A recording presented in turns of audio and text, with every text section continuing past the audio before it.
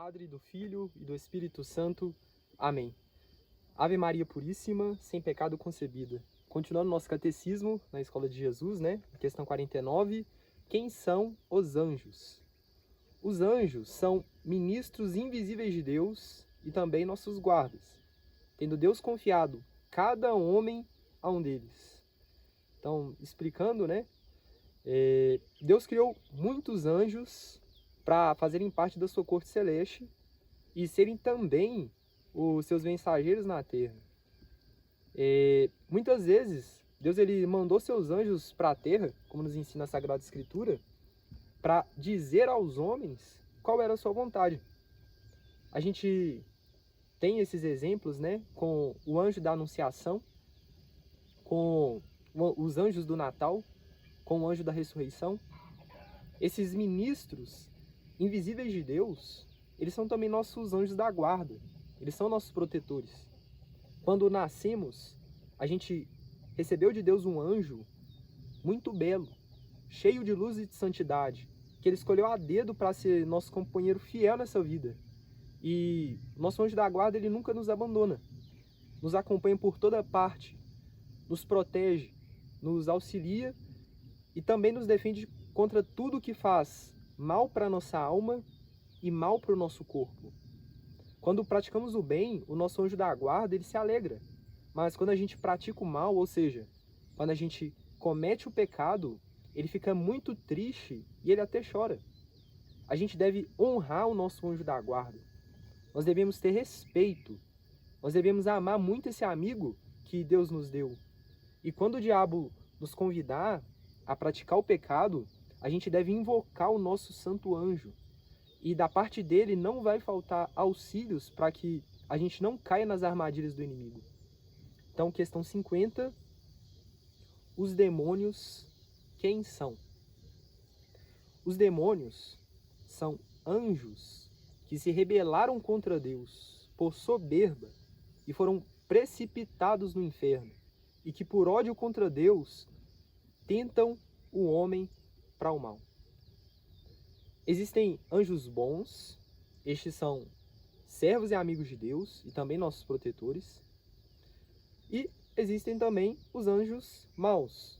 Esses são chamados de demônios, esses são inimigos de Deus e também nossos inimigos. Lúcifer, que significa que porta a luz, era o anjo mais belo do céu, mas aconteceu que Lúcifer, ele se tornou orgulhoso. Ele se revoltou contra Deus dizendo: não servirei. Então, outros anjos, como diz a Sagrada Escritura, que é uma terça parte do céu, também foi arrastada por Lúcifer, repetindo o mesmo brado: não servirei. Os anjos bons e os demônios, os dois são anjos, né? Eles têm a mesma natureza. São puros espíritos, sem corpo, dotados de perfeita inteligência. Os demônios, né, por terem a natureza angélica, no momento da queda, eles sabiam que era impossível serem maiores do que Deus. Eles não foram inocentes, eles não foram enganados, e assim, por mais absurdo que pareça, eles já sabiam que iriam viver sofrendo para todo sempre se falassem essas palavras: não servirei. Então, nesse momento, Deus ele provou os seus anjos para, se forem fiéis, né, receberem um prêmio, serem felizes para sempre, amando a Deus no céu. Deus ele só quis o amor humilde dos anjos, mas quando, bem, os anjos maus disseram: não servirei, eles foram precipitados no inferno. Bem, os demônios, eles foram derrotados para sempre. Eles perderam, eles foram fracassados, assim, eles foram vencidos. Deus chama o homem para o céu para ocupar o lugar que os demônios perderam por orgulho. Os demônios eles não podem se vingar de Deus. Então o que acontece? Por inveja, eles nos tentam para que nós cometamos o pecado, porque o pecado é a maior ofensa e a maior ingratidão feita a Deus. E os homens que morrem em pecado, eles não vão para o céu, mas sim, eles vão para o inferno.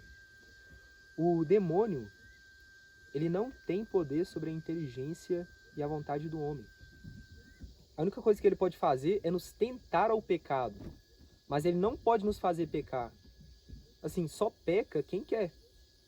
Quando o demônio nos fizer qualquer proposta para o pecado, o que a gente deve fazer? A gente não pode dar ouvidos, a gente não pode dialogar com o demônio, porque, bem, ele é mais inteligente e ele vai conseguir enganar a gente. Ele vai tentar a gente ao pecado, né? Aquela falsa felicidade, aquela felicidade passageira. Então a gente deve pedir o nosso anjo da guarda para nos livrar e nos guardar do pecado. E no dizer dos santos, o diabo é um cão preso que late muito alto, mas só vai morder quem chegar perto.